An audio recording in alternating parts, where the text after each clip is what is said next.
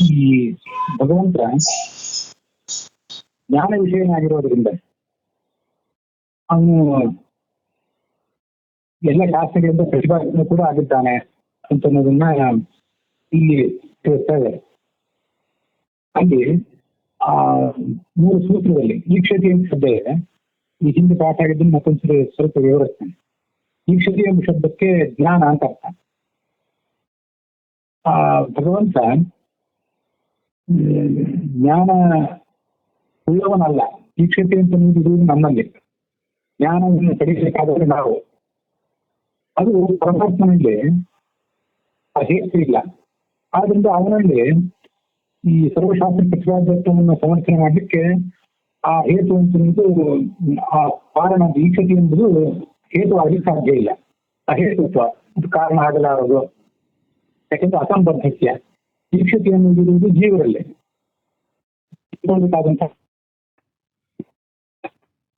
ಆದ್ದರಿಂದ ಅದು ಅಸಂಬದ್ಧವಾಯಿತು. ಪರಮಾತ್ಮನಿಗೂ ಆ ಜ್ಞಾನಕ್ಕೂ ಸಂಬಂಧ ಇಲ್ಲ ಅಂತ ಆಯ್ತು. ಜೀವನಿಗೂ ಆ ಜ್ಞಾನಕ್ಕೂ ಸಂಬಂಧ ಇರೋದು. ಜ್ಞಾನ ಇರುವುದು ಜೀವನಲ್ಲಿ ಆದ್ರಿಂದ ಅದರಿಂದ ಅಸಂಬದ್ಧವಾಗಿದೆ. ಅಸಂಬದ್ಧವಾಗಿರುವುದರಿಂದ ಅಹೇತುತ್ವ. ಅದು ಪರಮಾತ್ಮನಲ್ಲಿ ಸರ್ವಶಾಸ್ತ್ರ ಪ್ರತಿಪಾದ್ಯತ್ವವನ್ನ ಸಮರ್ಥನೆ ಮಾಡಲಿಕ್ಕೆ ಅದು ಹೇತುವಾಗಲಿಕ್ಕೆ ಸಾಧ್ಯ ಇಲ್ಲ ಅನ್ನುವ ಸಮಸ್ಯೆ ಬಂತು. ಆ ಕಾರಣದಿಂದ ಈ ಕ್ಷತಿ ಎಂಬುದನ್ನ ಜ್ಞಾನ ಎಂಬುದಾಗಿ ಅರ್ಥ ಮಾಡ್ಕೊಳ್ಳದೆ ಈಕ್ಷಣೀಯತ್ವ ಜ್ಞಾನ ವಿಷಯತ್ವ ಎಂಬುದಾಗಿ ನಾವು ಅರ್ಥೈಸ್ಕೋಬೇಕು. ಜ್ಞಾನ ಎಂಬುದನ್ನ ಜ್ಞಾನ ವಿಷಯತ್ವ ಎಂಬುದಾಗಿ ಅರ್ಥೈಸಿಕೊಳ್ಳುವುದು ಹೇಗೆ ಅಂತಂದ್ರೆ ಯೋಗ್ಯತಾ ಇರುವುದರಿಂದ ಅದಕ್ಕೆ ಅರ್ಥ ಮಾಡಿಕೊಳ್ಳುವಂತಹ ಯೋಗ್ಯತಾ ಆ ಶಬ್ದಕ್ಕಿದೆ.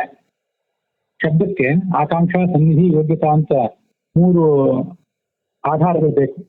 ಆ ಯಾವುದೇ ಶಬ್ದದಿಂದ ಒಂದು ಸರಿಯಾದ ಅರ್ಥವನ್ನು ನಾವು ಪಡ್ಕೊಳ್ಬೇಕಾದ್ರೆ ಆ ಶಬ್ದಗಳಿಗೆ, ಪದಗಳಿಗೆ, ವಾಕ್ಯದಲ್ಲಿರುವಂತಹ ಪದಗಳಿಗೆ ಆಕಾಂಕ್ಷ, ಯೋಗ್ಯತಾ, ಸನ್ನಿಧಿ ಅನ್ನುವಂಥ 3 ಕಾರಣಗಳು ಬೇಕು. ಇಲ್ಲಿ ಈ ಕ್ಷತಿ ಎಂಬುದಕ್ಕೆ ಹಾಗೆ ಜ್ಞಾನ ಎಂಬ ಅರ್ಥವನ್ನು ಬಿಟ್ಟು ಜ್ಞಾನ ವಿಷಯತ್ವ ಎಂಬ ಅರ್ಥವನ್ನು ಮಾಡಿಕೊಳ್ಳುವಂತಹ ಯೋಗ್ಯತಾ ಇದೆ. ಈ ಯೋಗ್ಯತಾ ಇರುವುದರಿಂದ ಈಕ್ಷಣೀಯತ್ವ ಎಂಬುದಾಗಿ ಅರ್ಥ ಮಾಡಿದ್ದೀವಿ. ಹೀಗೆ 2 ಕಾರಣಗಳಲ್ಲಿ. ಒಂದು, ಯಥಾವತ್ತಾಗಿ ಈ ಕ್ಷತಿ ಅಂದ್ರೆ ಜ್ಞಾನ ಅಂತ ಮಾತ್ರ ಅರ್ಥ ಇಟ್ಕೊಂಡ್ಬಿಟ್ರೆ ಅದು ಪರಮಾತ್ಮನಲ್ಲಿ ಇಲ್ಲ, ಹೊರತು ಜೀವಾತ್ಮನಲ್ಲಿ ಇರುವುದಾದ್ರಿಂದ ಪರಮಾತ್ಮನಲ್ಲಿ ಏನು ಸಾಧನೆ ಮಾಡ್ಲಿಕ್ಕೆ ನಾವು ಹೊರಟಿದ್ದೀವಿ ಸರ್ವಶಾಸ್ತ್ರ ಪ್ರತಿಪಾದ್ಯತ್ವವನ್ನು ಅದಕ್ಕೆ ಹೇತು ಆಗಲಾರದು ಅನ್ನೋದು ಒಂದು ಕಾರಣ. ಇನ್ನೊಂದು, ನಾವೇನು ಅರ್ಥವನ್ನು ಬದಲಾಯಿಸಬೇಕಾಗಿದೆ, ಜ್ಞಾನ ಎಂಬ ಅರ್ಥವನ್ನು ಬಿಟ್ಟು ಜ್ಞಾನ ವಿಷಯತ್ವ ಅಂತ ಆ ಅರ್ಥವನ್ನ ಆ ಶಬ್ದದಿಂದ ಹೊರಡಿಸುವಂತ ಯೋಗ್ಯತೆಯೂ ಕೂಡ ಆ ಶಬ್ದಕ್ಕಿದೆ. ಅದರಿಂದ ಯೋಗ್ಯತೆಯ ಅಂತ ಈ ಒಂದು ಅರ್ಥ. ಆದ್ರಿಂದ ಪರಮಾತ್ಮ ಈಕ್ಷಣೀಯನಾಗಿರೋದ್ರಿಂದ, ಜ್ಞಾನ ವಿಷಯನಾಗಿರೋದ್ರಿಂದ ಜ್ಞಾನ ವಿಷಯತ್ವ ಸಮ್ಯಗೇವ ಮುಖ್ಯವೃತ್ತಿಯು ಆಗಮೋದಿಸುವ ವಿಷ್ಣು. ಅದನ್ನೇ ಈ ವಾಕ್ಯದಲ್ಲಿ ಹೇಳ್ತಾರೆ. ಈಕ್ಷಣೀಯ ಅಂದ್ರೆ ಜ್ಞಾನ ಅಂತ ಹೊತ್ತು ಜ್ಞಾನ ವಿಷಯ ಇದು ಕಾರಣ. ಈ ಕಾರಣದಿಂದಾಗಿ ಜ್ಞಾನ ವಿಷಯತ್ವ ಎಂಬ ಕಾರಣದಿಂದಾಗಿ ಅವನು ಸಮ್ಯಗೇವ ಮುಖ್ಯವೃತ್ತಿಯಾಗಿರುವ ಆಗಮೋದಿತ. ಸರಿಯಾಗಿಯೇ ಸಮನ್ವಯ ಎಂಬುದು ಸಂಬಂಧಿದೆಯಲ್ಲ, ಆ ಸಂಬಂಧವನ್ನು ಇಲ್ಲಿ ಇಟ್ಕೊಂಡಾಗ ಅತ್ಯುತ್ತಮವಾಗಿ, ಅತ್ಯಂತ ನಿರ್ದಿಷ್ಟವಾಗಿಯೇ, ಉಚಿತವಾಗಿಯೇ ಸಮ್ಯಗೇವ ಮುಖ್ಯವೃತ್ತಿ ಆಗಿಲ್ಲ. ಸಮ್ಯಗೇವ ಅಂತಂದ್ರೆ ಮುಖ್ಯ ವೃತ್ತಿಯಿಂದಲೇ, ಬೇರೆ ಯಾವುದನ್ನು ಮುಖ್ಯ ವೃತ್ತಿಯಿಂದ ಹೇಳಿ ಅಮುಖ್ಯವಾಗಿ ಭಗವಂತನು ಹೇಳುವುದಲ್ಲ, ಮುಖ್ಯ ವೃತ್ತಿಯಿಂದಲೇ ಅವನೇ ವಾಚ್ಯನಾಗಿದ್ದಾನೆ ಆಗಮೋತ್ಸವ ವಿಷ್ಣು. ಮತ್ತು ಲಕ್ಷಣದಿಂದ ಭಗವಂತ ವಾಚ್ಯ ಅಂತ ಅದ್ವೈತಿಗಳು ಮಾಡ್ತಾರೆ. ಆದ್ರೆ ಲಕ್ಷಣದಿಂದ ಅವನು ವಾಚ್ಯನಲ್ಲ.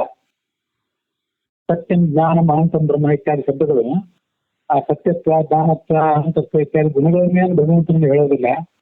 ಸರ್ವಜ್ಞತ್ವ ಮೊದಲಾದ ಗುಣಗಳನ್ನು ಹೇಳೋದಿಲ್ಲ. ಭಗವಂತನ ಶುದ್ಧ ಸ್ವರೂಪವನ್ನ ಅವು ಲಕ್ಷಣಾವೃತ್ತಿಯಿಂದ ಹೇಳ್ತವೆ ಅಂತ ಅವ್ರು ಹೇಳ್ತಾರೆ. ಆದ್ರೆ ಲಕ್ಷಣಾವೃತ್ತಿಯಿಂದ ಪ್ರತಿಪಾದನೆ ಮಾಡ್ತವೆ ಅಂತ ಹೇಳ್ಬೇಡಿ.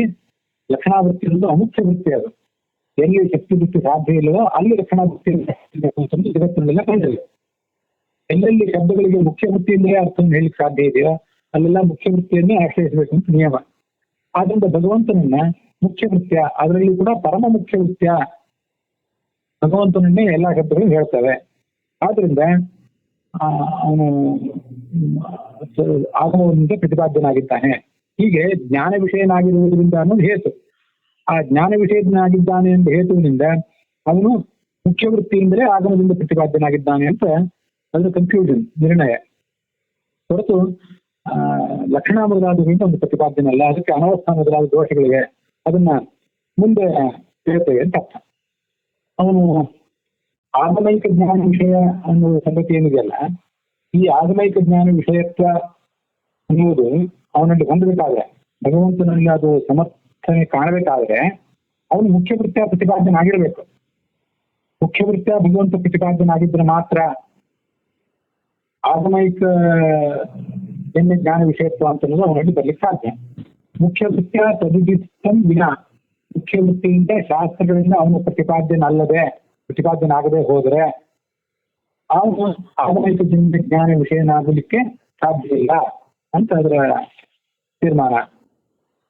ಮುಂದೆ 23ನೇ ಭಾಗದಲ್ಲಿ ಹೀಗೆ ಹೇಳ್ತಾರೆ ರಾಘವೇಂದ್ರ ಸ್ವಾಮಿಗಳು, ಶಬ್ದತ್ವ ವಾಚ್ಯತ್ವ ಹೇತು ಈಕ್ಷಣೀಯತ್ವ ಈಕ್ಷಣೀಯತ್ವ ರಹಿತತ್ವೇವ ಪೂರ್ವಹೇತೋ ಮುಖ್ಯತಃ ವಿಷ್ಣು ಆಗಮೋದಿತತ್ವ ಸಾಧಕತ್ವಾತ್ ಉಕ್ತಸಂಖ್ಯೆಯೇ ತದಭಾವಿ ಕುತುಂಬಯ ಇತ್ಯುಕ್ತೆ.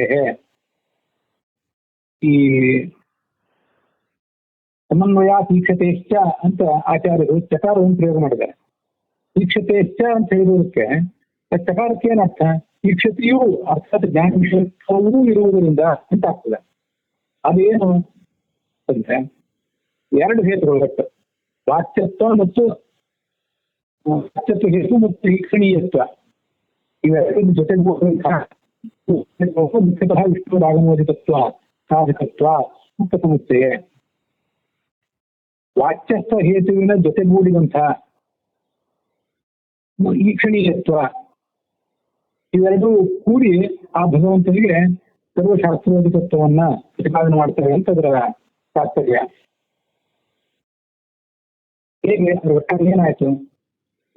ಭಗವಂತ ವಾಕ್ಯ ಅಂತ ಗೊತ್ತಾಗುತ್ತೆ. ಸರ್ವಶಬ್ದ ವಾಕ್ಯನ ಅವನು ಅವಾಕ್ಯ ಅಂತ ಹೇಳ್ಬೇಡಿ, ಯಾವ ಶಬ್ದದಿಂದ್ರೂ ಅವನು ವಾಕ್ಯ ಅಲ್ವೇ ಅಲ್ಲ ಅಂತ ಹೇಳ್ಬೇಡಿ.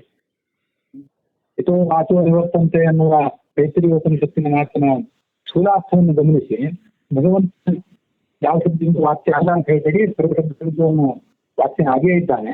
ಇದು ಒಂದು ಹೇತು. ಈಕ್ಷಣೀಯ ಆಗಿದ್ದಾನೆ, ಅರ್ಥಾತ್ ಆಗಿದ್ದಾನೆ. ವಾಕ್ಯನಾಗಿರುವುದು ಅಂದ್ರೆ ಕೇವಲ ಶಬ್ದಗಳಿಂದ ಪ್ರತಿಪಾದನೆ ಆಗಿದ್ದಾನೆ ಅಂತ ಅರ್ಥ.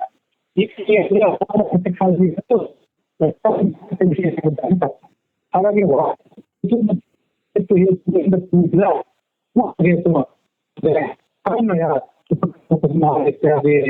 ಲಿಂಗಗಳಿರುವುದರಿಂದ ಈಗ ಪೂರ್ವ ಹೇತು ಕಾರಣ.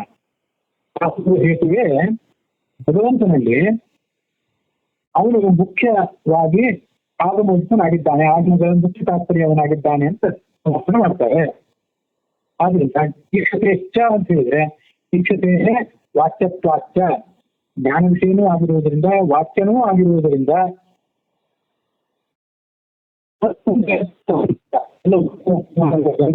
ಅವನು ಆಗಮೋದಿತನಾಗಿದ್ದಾನೆ. ಮೊದಲು ಸರ್ವತತ್ವ ಆಗಮೋದಿತ ಅಂತ ಬಂತಲ್ಲ, ಅಲ್ಲಿಗೆ ಅದನ್ನ ಹೊಂದಿಸ್ಕೋಬೇಕು ಎಲ್ಲವನ್ನೂ ಕೂಡ. ಅನುವ್ಯಾಖ್ಯಾನದಲ್ಲಿ ತದಭಾವಿ ಕುತೋನ್ವಯ ಎಂಬುದಾಗಿ ಆಚಾರ್ಯರು ಇದನ್ನೇ ಪ್ರತಿಪಾದನೆ ಮಾಡಿದ್ದಾರೆ. ಅನ್ವಯ ಅಂದ್ರೆ ಈ ಉಪಕ್ರಮಾದಿಗಳು ಅವನಲ್ಲಿ ಬರೋದು ಹೇಗೆ? ಉಪಕ್ರಮ ಉಪಸಂಹಾರಾದಿಗಳು ಅಂದ್ರೆ ಈ ಈಕ್ಷತಿ ಮತ್ತು ವಾಕ್ಯತ್ವ ಇತ್ಯಾದಿ ಇರುವುದರಿಂದಲೇ ಅವನ ಜ್ಞಾನ ವಿಷಯನ ಆಗಿರುವುದರಿಂದ, ಶಬ್ದವಾಕ್ಯನಾಗಿರುವುದರಿಂದ ಅವನಲ್ಲಿ ಈ ಎಲ್ಲ ಉಪಕ್ರಮ ಉಪಸಂಹಾರಾದಿಗಳು ಕೂಡ ಹೊಂದ್ತವೆ ಅಂತ ಅರ್ಥ. ಈ ತದಭಾವಿ ಕುತೋನ್ವಯ ಅನ್ನೋದಕ್ಕೆ ಸುಮ್ಮನೆ ಸಂಕ್ಷಿಪ್ತವಾದ ಅರ್ಥ ಇದೆ, ಮುಂದೆ ಅದರ ವಿಸ್ತೃತವಾದ ಅರ್ಥವನ್ನು ಹೇಳ್ತೇನೆ.